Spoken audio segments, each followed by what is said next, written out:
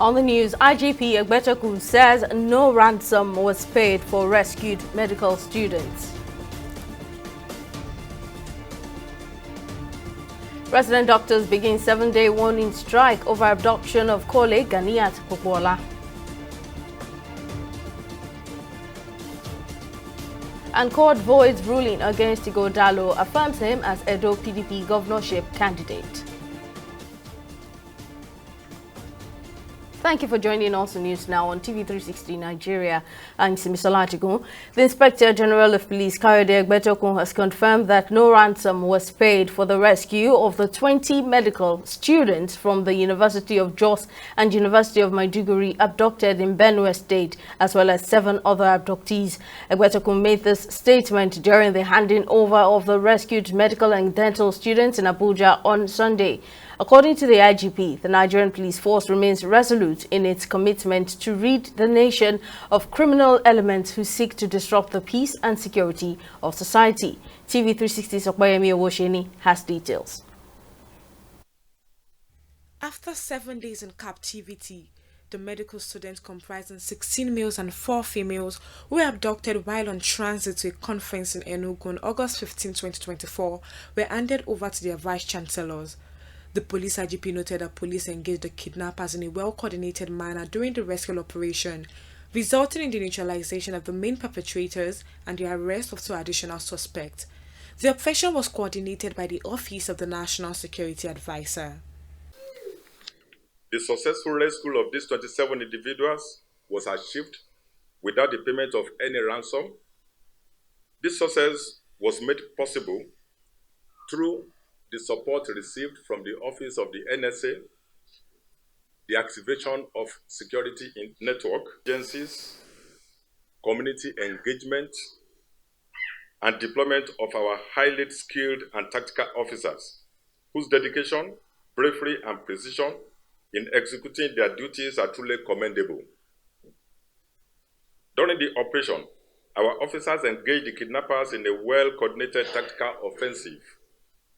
I am pleased to inform you that the kingpin of this notorious gang was neutralized during an exchange of fire with our operatives, while 2 other members of the gang were arrested. The representative of the Nigerian Medical Association, as well as the vice-chancellors of the University of Jos and the University of Maiduguri and the representative of the governor of Benue State, commended the security forces for their efforts.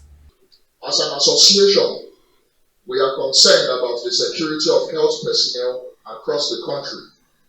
We still have doctors in captivity, most notably Dr. Ganiat, who was abducted 8 months ago in Kaduna State.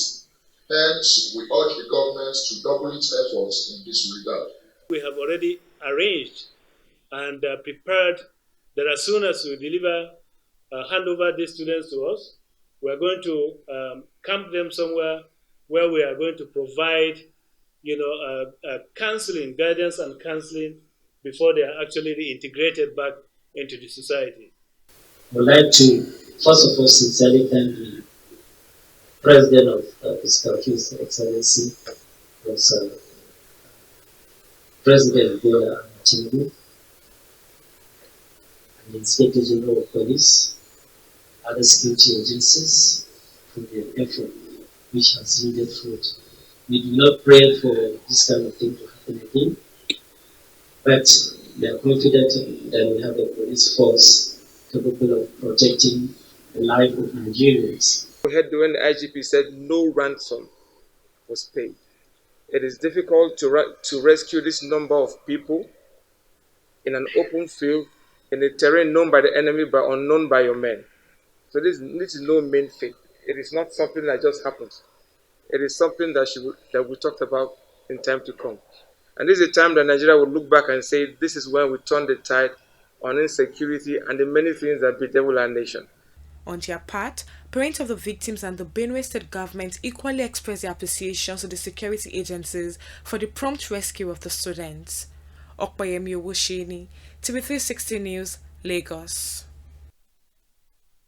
In a related development, the Nigerian Association of Resident Doctors (NARD) has declared a 7-day nationwide warning strike over the abduction of Ganiat Kpokwola. Now, President Dele Abdullahi said the decision to embark on a strike was reached during the Emergency National Executive Council NEC meeting on Sunday. Kpokwola, a registrar in the Department of Ophthalmology at the National Eye Center in Kaduna, was abducted on December 27, 2023, alongside her husband and nephew at the senior staff quarters. While her husband was released in March after discussions with the abductors, Dr. Kpokwola and her nephew have remained in captivity for 8 months. We'll discuss this further. I'm now joined by the president of the Lagos State University Teaching Hospital Association of Resident Doctors, LASUTH Art, Dr. Kolawole Aishido. Thank you very much for joining us on the news, sir. Now, this is quite a difficult time for doctors across the country. However, this warning strike, has raised concerns over the welfare of patients, as resident doctors down tools. What's your response to that? Good evening.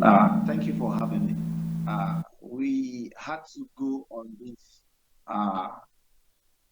in the strike action, considering the fact that we had already begged, we have pleaded, we have tried out in form of going to this multimedia, social media, even to your station, to clamor, to beg those the powers that be, that knows what to do in order to ensure that our colleague, Dr. Ganiat Kpokwola, is released from the abductors then. It's been 8 months running. We had protested. We had issued ultimatum, and hence we've gone to our extreme end, which is to embark on this strike. It is actually difficult for us to do. No sane doctor would want to embark on a strike action. We just want to do our work, and we make the society a better place. However, we have been pushed to the wall. Hence, they need to embark on this strike action. Now, this warning strike action will hold for 7 days. But what will be the next step if, after 7 days, demands for the rescue of Dr. Kpokwola are not met?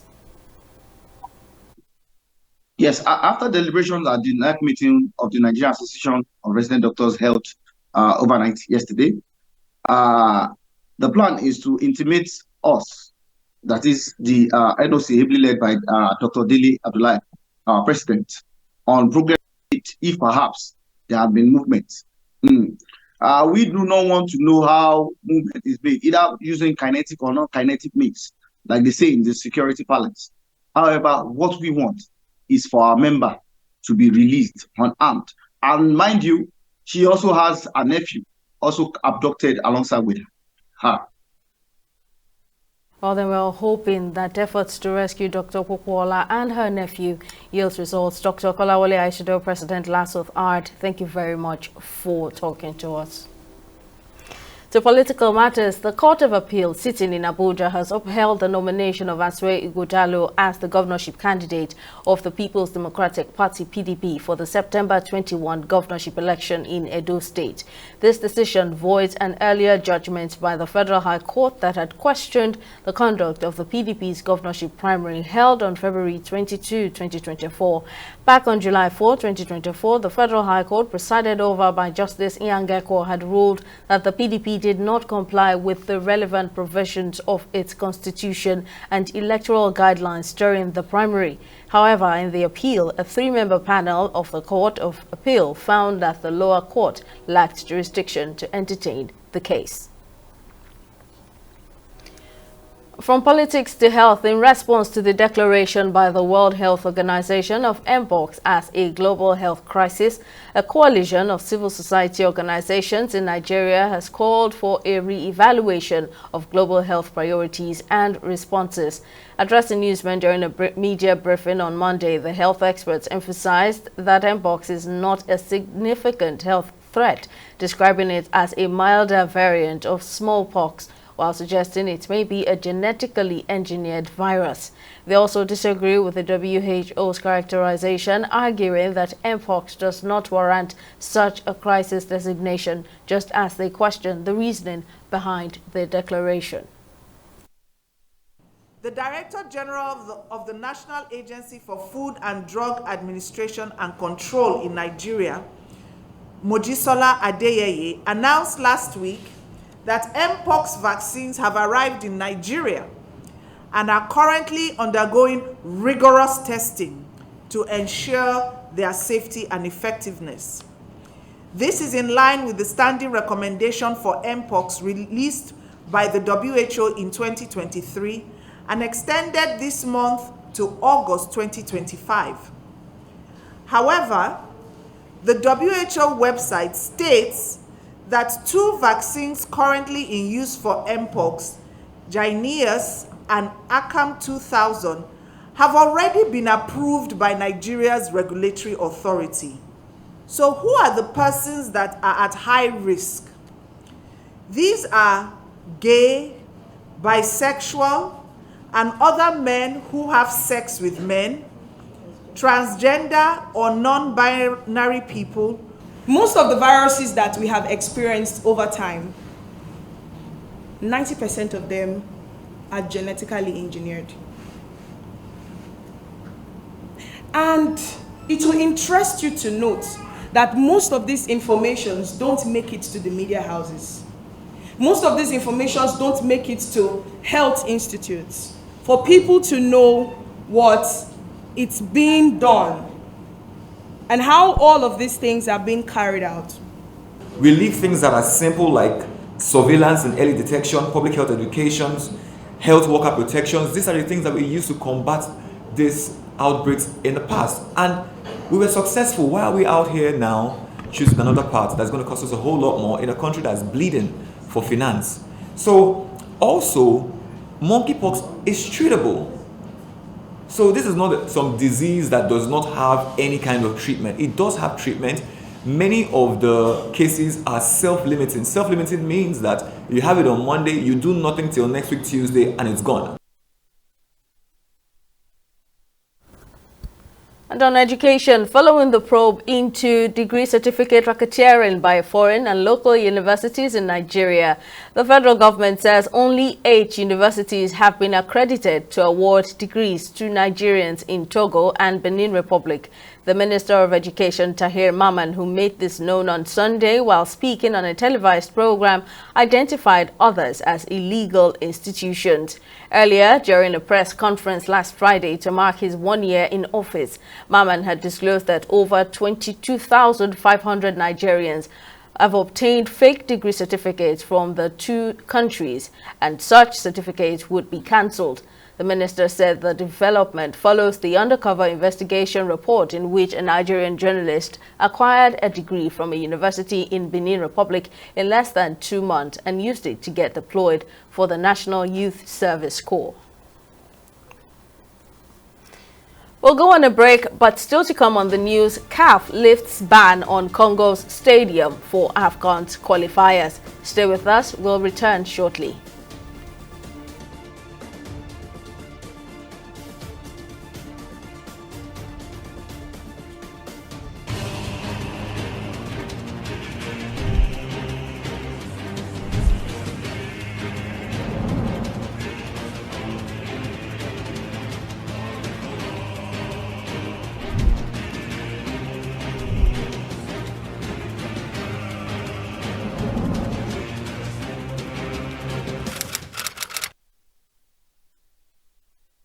Get ready for the 8th edition of the Voice of Women Conference and Awards, VAL 2024. Theme, Achieving Women's Inclusion for a Sustainable Nigeria. Mark your calendar for Thursday, 3rd of October 2024, 9 a.m. at the NAV Conference Center, Abuja, Nigeria. And be part of a national dialogue bringing together grassroots and urban women in the quest for inclusion and sustainability in Nigeria. VAL 2024 is more than just a conference, it's a powerful movement. VAL 2024, an initiative of Voice of Women Empowerment Foundation and Women Radio, is where diverse women groups converge to champion inclusive policies and drive national development. In the last 3 years, we have built a multi-purpose center, which is the envy of all in our constituency. And I can tell you that the people who are living there are already enjoying it. Guy, do you think what this man just said is true? See, I seriously doubt. I'm sure it's one of those their silly lies. And wait, do you know there's a way to find out if these things he's saying is true or not? This is the Construct app. It gives people like us a sure way to track implementation of constituency projects. It gives valid and verified information on location of projects, amounts allocated, amount funded, the level of job done, and even the profiles of concerned legislators. You and I can post directly on this app. Are you serious? This is the Go-To app if you want to know how our Commonwealth is being expanded by the government. Wow. Let's even see if what this man said is true. Show me. The Construct app is developed by Other People Nigeria with support from USAID and is available on both Google Play Store and Apple Store. And it's true. Of course, I told you.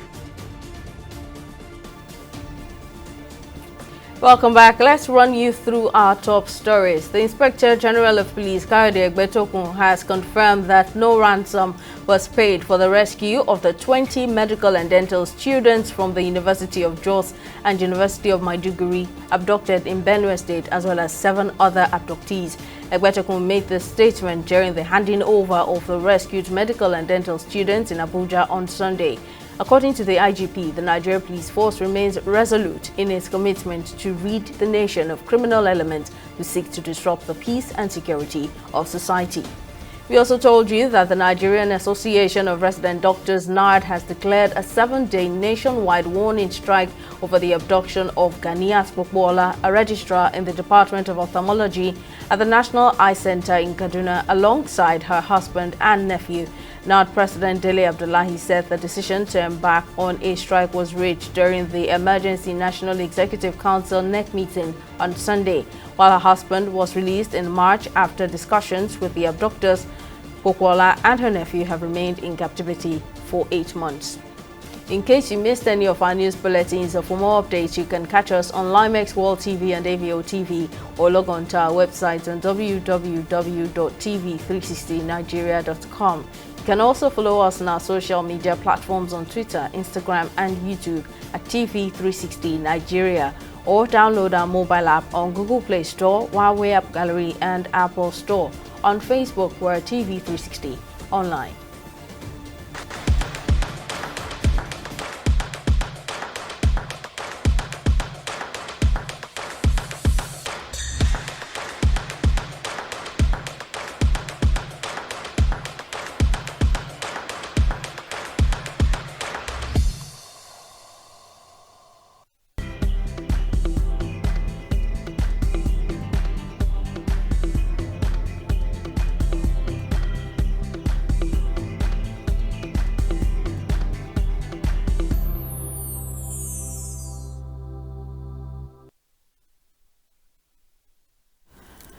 Let's switch to business news. Joy Uchejim has the latest. Over to you, Joy. Thank you, Simi, and welcome to Business News. Now, the National Bureau of Statistics, NBS, says Nigeria's annual gross domestic product grew by 3.19% in the second quarter of 2024. The NBS in the GDP report released on Monday said the growth rate is higher than the 2.51% recorded in quarter 2 of 2023 and 2.98% higher than quarter 1 of 2024. Accordingly, the performance of the GDP in the second quarter of 2024 was driven mainly by the services sector, which recorded a growth of 3.79% and contributed 58.76% to the aggregate GDP. And still on business, industry experts in the nation's power sector have lauded the decision by the Nigerian Electricity Regulatory Commission to grant MTN Nigeria and other companies licenses for electricity generation in the country. These permits will allow developers to construct, operate, maintain, and where applicable, own mini-grids with distribution capacities above 100 kilowatts and generation capacities up to 1 megawatt. TV360's Victoria Konde has more on the story. The 2023 Electricity Act, recently signed by President Bola Ahmed Tinubu, authorizes the National Electricity Regulatory Commission (NERC) to issue multiple generation licenses to independent power producers for the generation of electricity from both renewable and non-renewable sources. The move aims to improve energy access and reliability, particularly in off-grid areas. Experts believe the licenses to MTN Nigeria and other companies for electricity generation represent a significant shift in addressing the country's power sector challenges. When you also think about it from the point of the Electricity Act that has basically decentralized the operations of the electricity sector in Nigeria, it would mean that, yes, this is a step in the right direction.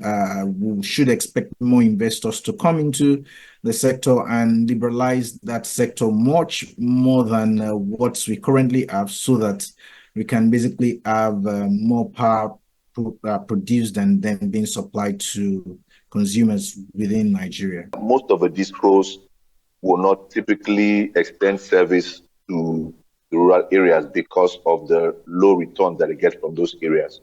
Okay, low returns in terms of the tariffs that people in those areas are willing to pay, and the absence of industries in those areas that would serve as a backbone for their revenue generation. But with this new regulation now, mini-grid permit holders are allowed to now set up their plants in these underserved areas and then negotiate with them for tariffs that those areas are willing to pay. Although the licenses will play an important role in meeting the growing energy demands of various regions and industries in Nigeria, some say the move is not the only solution to the country's electricity problems. But there are some customers who are on Band A who, even though they are enjoying improved supply, they really cannot afford these tariffs. You've seen examples with the universities that are complaining. Okay, our hospitals are complaining. So as I said, it's a Hydra-headed solution.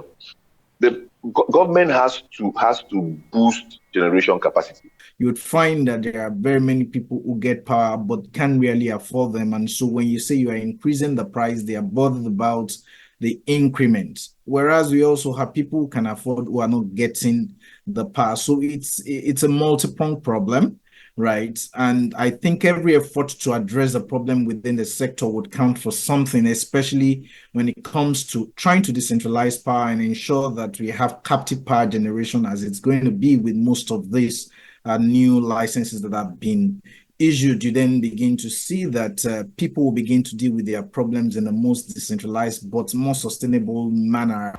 The permits, along with other reforms, are expected to boost Nigeria's power sector's competitiveness, financial viability, and service delivery. But experts are quick to warn that the effective coordination among states, the NERC, and stakeholders is critical for successful implementation. Victoria Akonde, TV360 Lagos. We'll take a short break and return with stock market reports.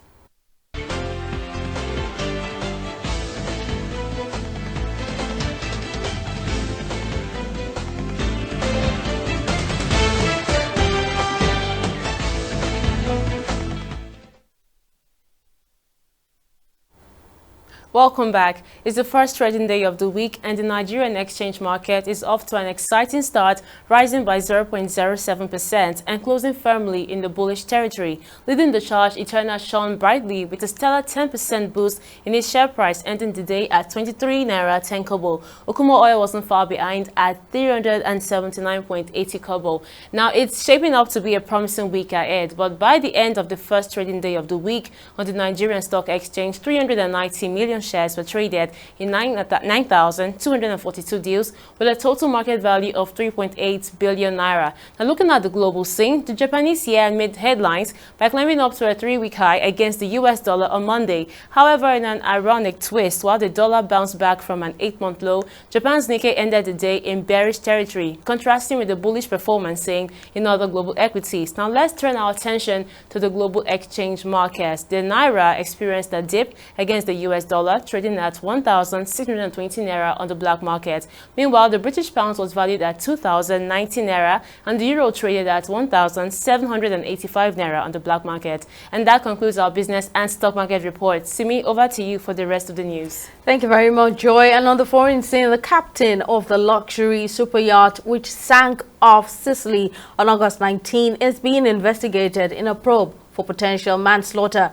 James Cutfield was one of 15 people who survived the sinking of the Bayesian, which left 7 people dead, including UK tech tycoon Mike Lynch, and his daughter. Prosecutors on the Italian island had announced they were investigating potential crimes of negligent shipwreck and manslaughter over the sinking of the yacht in a storm before dawn. They, however, did not name any suspects as the investigation is at an early stage.